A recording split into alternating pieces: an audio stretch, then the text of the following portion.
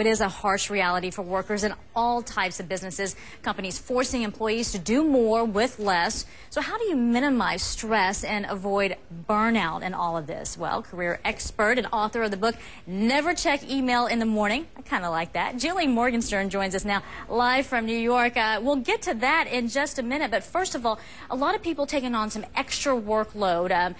Is there anything that they can do to really get through these tough times and not lose their job because they're stressed out? Yes, absolutely. I mean, fear is one of the biggest obstacles when the workplace is shifting so dramatically. So managers for sure have to address the fear in their remaining employees and provide really clear guidance in where everybody should spend their time in order to ensure the most security they can possibly drum up. And focus is a very important thing. I think managers have to define the revenue line for each and every one of their employees. Where do I want you spending your time on if nothing else gets done?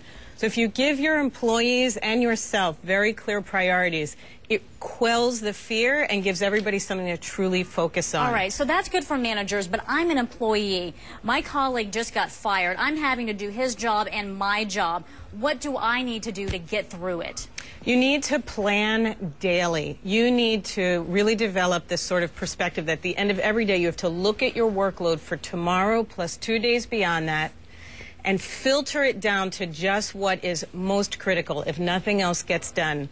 I have this technique called the 4 Ds. Yeah, I want to get to that because number one in that technique is delete. I kind of like that, but I'm afraid that I delete too much. So what should we delete? Well, you should delete anything that it really, when push comes to shove, nothing is good. Nobody's going to get hurt if it doesn't get done. We can't afford to spend time on anything that's not really critical to the revenue line of the business. So like all those emails in my mailbox that, you know, it really doesn't pertain to me. I'm just on that big list and I'm getting one of those emails. Just delete all that. Yeah, delete that. You want to delete that. You want to delete anything that's not the best use of your time right now.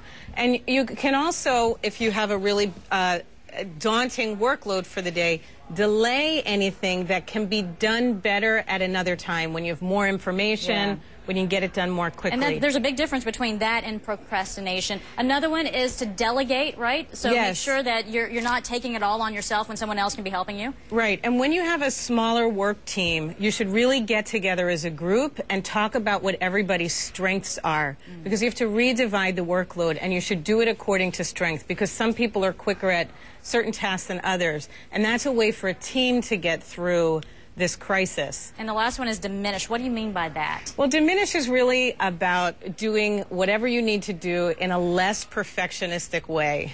That's hard. It is Especially very when you're trying hard. to keep your job and you want to show your boss that I can tackle all this, I can handle the extra workload, and I can do it to perfection. Yeah, well, perfection is important. You want selective perfectionism. You want to be perfect when it comes to delivering to your clients, to your customers. But, you know, the internal memo doesn't have to be perfect anymore, and you have to be able to turn the perfectionism on and off appropriately. All right, Julie Morgenstern, thanks so much for your time today. I do appreciate it. Thanks for having me. And so with that, Richard, I'm going to delegate, and you can have